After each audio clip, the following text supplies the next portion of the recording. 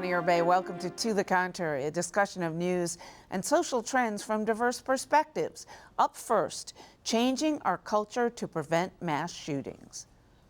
Are mass shootings an epidemic of violence against women? The killing spree last week in California by a 22-year-old student whose name we won't mention and face we won't show has sparked a flurry of online debate over the daily sexist treatment of women. Why are we not showing his identity? It's our way of helping to prevent copycat acts. The killer wrote the following: "My hatred and rage toward all women festered inside me like a plague. Women deemed me unworthy of having them, and so they deprived me of an enjoyable youth while giving their love and sex to other boys." End quote. Many men responded online with the hashtag #NotAllMen. The term was invented to defend nonviolent men, which is, of course, most men. Frustration with the hashtag and an apparent failure to acknowledge the role that misogyny played in the recent shootings led to another social media campaign, #YesAllWomen. That term was created to shift focus away from what men don't do to what women must fear on a daily basis. Author, filmmaker, and public speaker Jackson Katz says male-on-female violence is gendered violence and should be discussed publicly in much greater detail. In almost every case, the conversation talks about, in terms of motive for the shooter, in terms of explanatory factors, it talks about gun availability and mental illness. So I think a national conversation, a much more honest national conversation about cultural narratives about manhood, how we socialize boys, what is the relationship between violence and masculinity, especially, by the way, violence to reclaim something that has been taken from him, because in the vast majority of school shootings and rampage killings, men are responding to either having been bullied, feelings of loss or grief or anxiety about not measuring up as men, and they use violence as a means of changing the narrative that places them back at the center of the narrative as manly men who are taking back control of their lives. Unless we have a conversation about these cultural narratives that are pervasive, we're just going to have shooting after shooting in a culture that is awash in guns and men who are insecure and feeling powerlessness and angry. And how can women play a role in moving the conversation forward? It's been women who have been talking about and leading the discussion about cultural ideologies of manhood. It's been men who have been, generally speaking, resistant to that conversation. But we need more men to join them and to have the integrity and the honesty and the self-confidence to say, you know what? I, as a man, play a role in this culture, and I'm going to have to be honest and self-critical and figure out how I can play a more constructive role in addressing these issues, because the conversation up till now hasn't gotten us very far. We haven't really figured out much, and the missing piece, like I said, it's not the only thing that we need to do, but the missing piece has been a much more active engagement on the part of men. So Donna Brazil, welcome back to the show. We missed you. Will, talking about mass killings in terms of men, not only men, but really white men, he talks about that, although not in the clips that we used. Should that be part of the conversation? Will it help or hurt? I think so, because 98% of mass shooters are white male. And we often talk about them as individuals in an isolated case and perhaps whatever mental state he might have been in, and we don't look at the whole bigger picture. And I think it's time that we talk about sexual rejection that often lead men to want to go after the person, the violence, and it's often directed at women.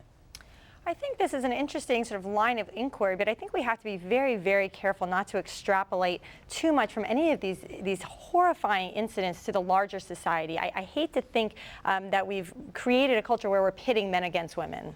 But I would say that stereotypes box everybody in. So whether you are a man or a woman or a minority of any sort, one of the things that you end up seeing is that stereotypes do limit your choices. And when people sort of feel boxed in by them, one of the things that happens is, rage against sort of the machine, so to speak. Well, even more so than gender, I hope that this again starts a conversation on bullying in schools, because it does seem like one of the common factors is that they were bullied. Not just rejected by women or rejected by people, their peers, they were bullied in schools. And I think that's a really important discussion to be having. I think I want to get back to Jackson Katz. I think he's obviously a formidable figure in, bringing men into the sexism conversation, and I think personally believe that the final chapter in feminism is getting men involved and getting men doing half the house care, working with their women, seeing their own women as equal, and that's what's going to lead eventually to social justice and gender justice in this country. But don't we also, Donna, risk, if we start lashing out at white men for being responsible for these killings, that's got to be, that's got to have terrible consequences. Look, one would think. 33 people die every day in this country. We see incidents of black on black. By gun, you mean? Yeah, by gun violence, black on black crimes in some urban communities that are at record proportions. But I think if we don't talk about some of these larger societal issues, we will not get to the heart of what's happening in our culture right now. People feeling isolated, alienated, not feeling that they belong, being bullied. If we don't try to address some of these systemic factors, I don't think we'll ever get to the bottom of what's causing our kids and others to go out there and seek revenge because they feel that they've been targeted by someone. But of course, one of the things that you're sort of referencing, and I think this is important to have men part of the conversation, but I think one of the things that has driven men to maybe not feel part of the conversation is modern feminism, right? We've created a world in which we expect women and men to be the same. And in some regards, I wouldn't want to go so far as to say that's the reason for any of this, of course not, but we've complicated gender relationships. We've complicated what it means to be a woman versus a man, and I think that may require a deeper conversation. But I also think that when you look at what at least Jackson Katz is talking about, he's talking about having an understanding of masculinity that is not sort of limited to our current sort of images of it, which is either sort of vigilante justice as being a notion of courage, or sort of adolescent incompetence, where a man can't find the cold medicine and he's sort of, shamed by the woman in the commercial. Right. I mean, it is stunning to me, the cultural presentations of both men and women, and I do think as women we've done an amazing job to sort of discuss how we're portrayed. And I do think men, to a certain degree, have ignored it or left it out of the conversation. Well, you can say that, and you can certainly say that on a mass scale, but I can't think of his last name right now, but there was John with the men's movement out in California 20 years ago who had Robert guys. Bly. Well, sorry, Robert Bly, exactly, sorry about that. And let's go out and camp together and do campfires and bang on bongo drums or whatever they were doing out in the woods. And there have been more recently things like Men Can Stop Rape, which we portrayed 20 years ago on this show, now is a national, then local organization, now national, getting men together. I mean, you can't say that there's been no conversation about men during this last wave of feminism, which has certainly focused more on women, but not left men out. Well, and it's nice to see that the White House has been taking the lead on that. You mentioned rape specifically. The White House recently had several events where Vice President Joe Biden spoke out about that. But an interesting thing I'd like to note is he led off that conversation by saying, where I come from, if you touched a woman, we'd beat the crud out of you. And so even then, you have the White House coming out there and using violence as the answer to something terrible happening. So even the White House maybe needs to take a look at how they're portraying men in society and how to react to these sorts of situations. Well, campus sexual assault is really at an epidemic proportion, and I can tell you. And the cover of Time magazine a couple of weeks ago was, rape on a what looked like a college sports emblem.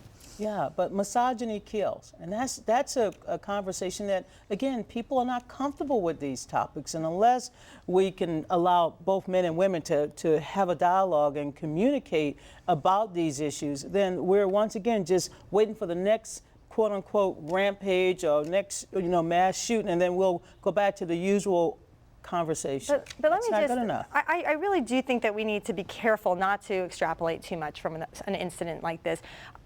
this whole campaign, the social movement, Yes All Women, I actually found this rather repulsive. The idea was that we were trying to promote this idea that discrimination is rampant, that violence against women is rampant, that America is inherently unfair and sexist towards women, that going out for a jog or going on your college campus is inherently dangerous.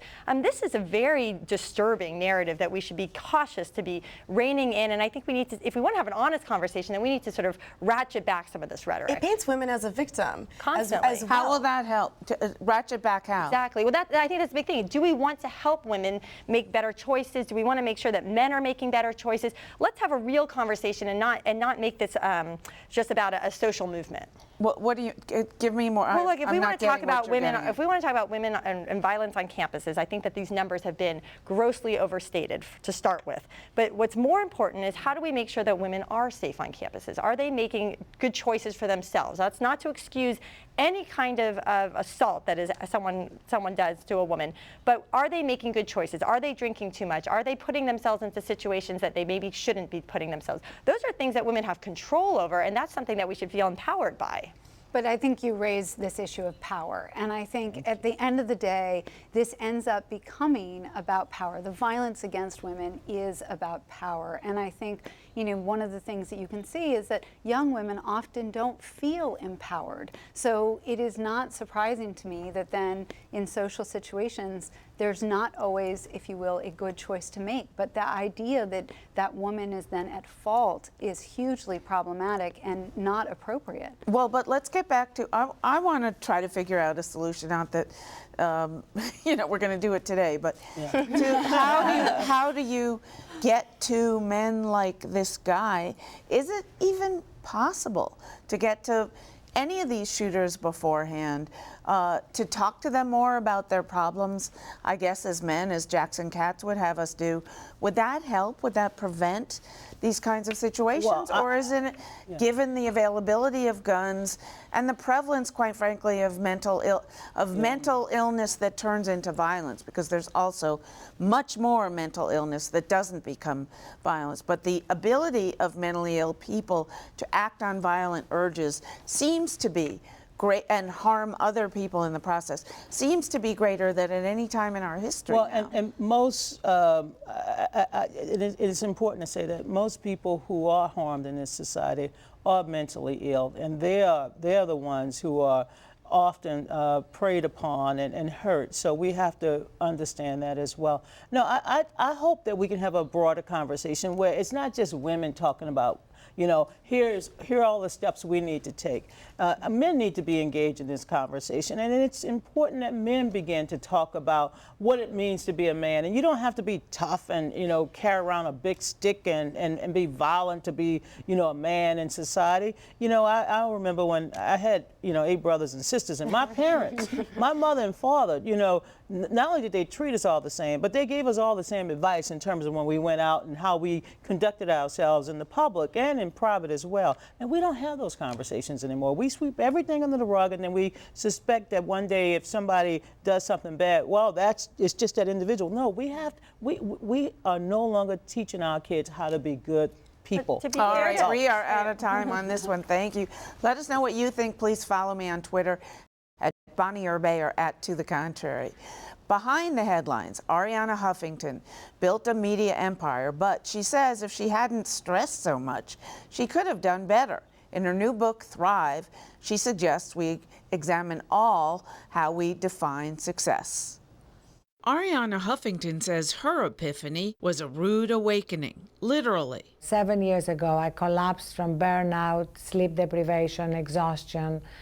On the way down, I hit my head on my desk, broke my cheekbone, got 4 stitches on my right eye, and it started me, as I came to, in my own pool of blood, to ask these questions that we stop asking after we leave college, unfortunately, like what is a good life, what is success? Her book, Thrive, attempts to answer these questions. The founder of the Huffington Post examined how society defines success. It really is just 2 metrics that we define success by, money and power. And this is like trying to sit on a 2-legged stool.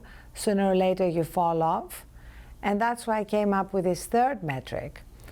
of success that includes well-being, wisdom, wonder, and giving. Now the Huffington Post dedicates a large section to the third metric, but it's not just the site that changed. The headquarters have too. We moved to new offices and we have dedicated nap rooms, yoga rooms, meditation rooms.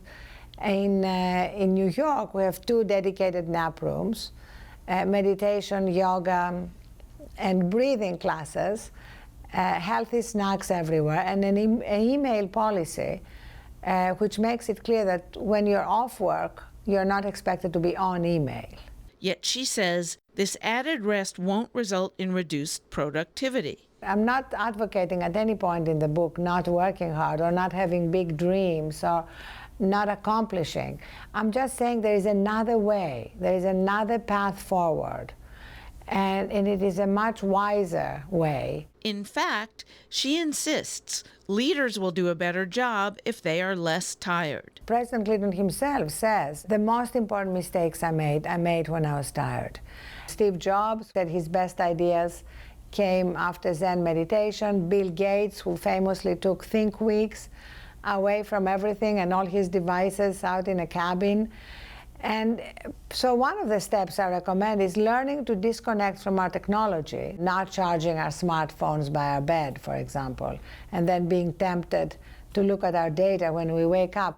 Huffington cites research supporting the need for personal renewal, but she also uses her own experiences to make her point. I know for myself I've been much more effective, and I know for sure that I would have achieved everything I achieved with less worry, less anxiety, less damage to my health and my relationships. The biggest growth of the Huffington Post has happened over the last 7 years, when I have been actually getting more sleep and meditating and doing all the things I practice. This advice could even be more important for women. Women internalize stress differently, according to the data, and as a result, we pay a higher price for stress.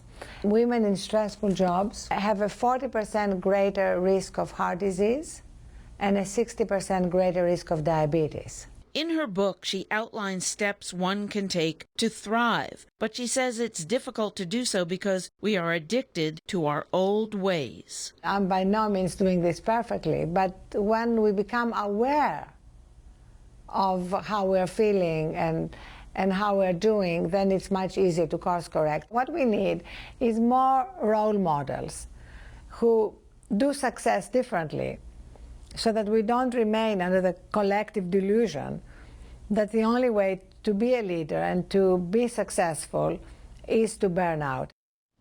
So your thoughts about this, Francesca, about Arianna, who, by the way, back before she founded Huffington Post, was a regular on this program.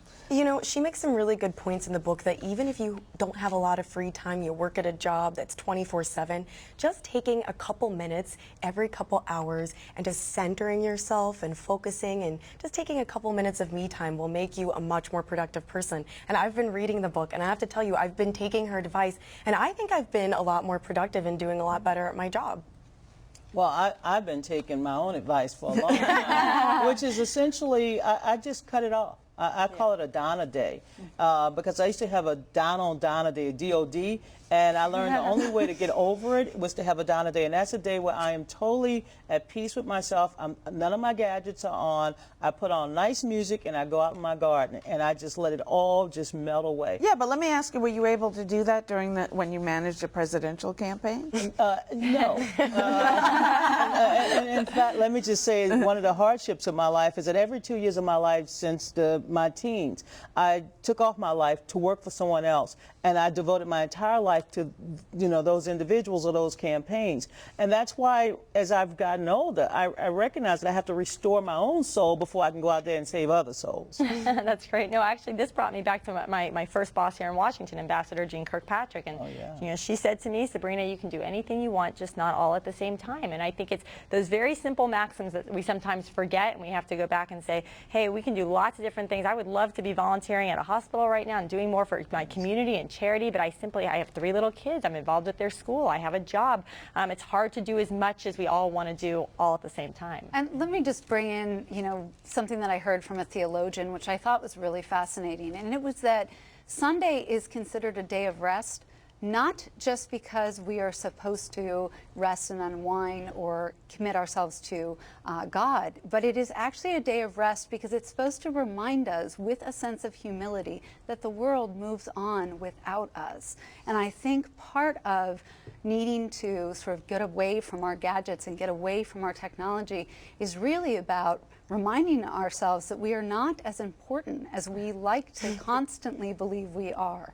Well, and quite frankly, that's why I enjoy foreign travel, because if you ever want to make yourself feel like you do not matter in this world, you go to India, you go to Calcutta or one of the cities with a whole lot of poverty, and you see how bad that poverty is and how little you can help. You know, that there are forces grander than yourself are going to have to solve this problem. If that doesn't put anybody in their place, I don't know what does. Well, you know, when you talk about poverty, I grew up in poverty, and it's going back to my neighborhood. But when I go back, I get this sense that there's more to be done, and we want to all pay it forward. And that's another point I think that Ariana tries to make in her book, and that we all want to try to leave the world a much better place. But we have to start with ourselves. You know, something that really hit home for me in the book on that subject was she said, in your obituary, what do you want to be remembered for? Do you want to seriously have in your obituary, she had 600 friends on Facebook, and she answered her emails in a timely manner, you know, and that really, really hit home for me as a working woman who works in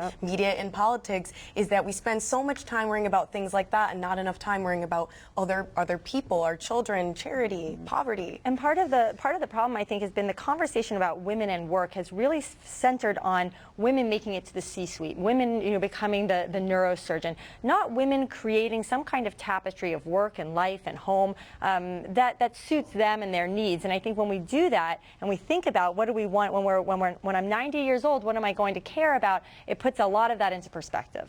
All right, and to put it more into perspective, at this point, we'd like to celebrate the life of a majestic woman we lost this week. Poet and activist Dr. Maya Angelou died after a lifetime of creative achievement and advancement for African American and all women. In 2010, she talked to us about remembering the civil rights leaders who came before her. Today, we remember her contributions. We need more women in every area of American life. But we have to confess and admit that we are doing better than we did. You see, otherwise young people will say, well, you mean to say you've been working this long and nothing has happened? And then they give up. I think it's dangerous to not recognize progress. It's dangerous.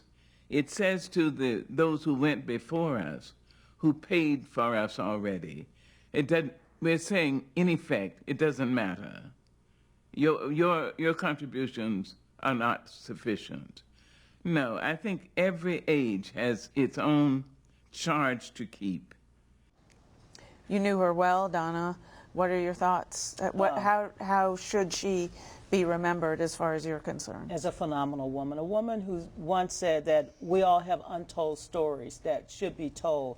A woman who empowered others to act and to be themselves. She was a remarkable woman, and I know there's a wonderful place wherever she is right now where she is just doing storytelling and, you know, reunited with Martin Luther King and Coretta and Betty Shabazz, Malcolm X, Rosa Parks, Dorothy Height, James Baldwin. I can just imagine the stories that they're now talking because Maya is up there just making them all laugh. And the ability, I think, that she had to make a living doing everything that people love to do, dancing, singing, acting, writing, teaching. I mean, she was able to do that and not just make a living, but make such a humongous impact. I mean, are there any lessons there for people coming up now? You know, she didn't care about people's titles or, you know, their wealth. What she enjoyed was bringing out that gift that they had, that joy.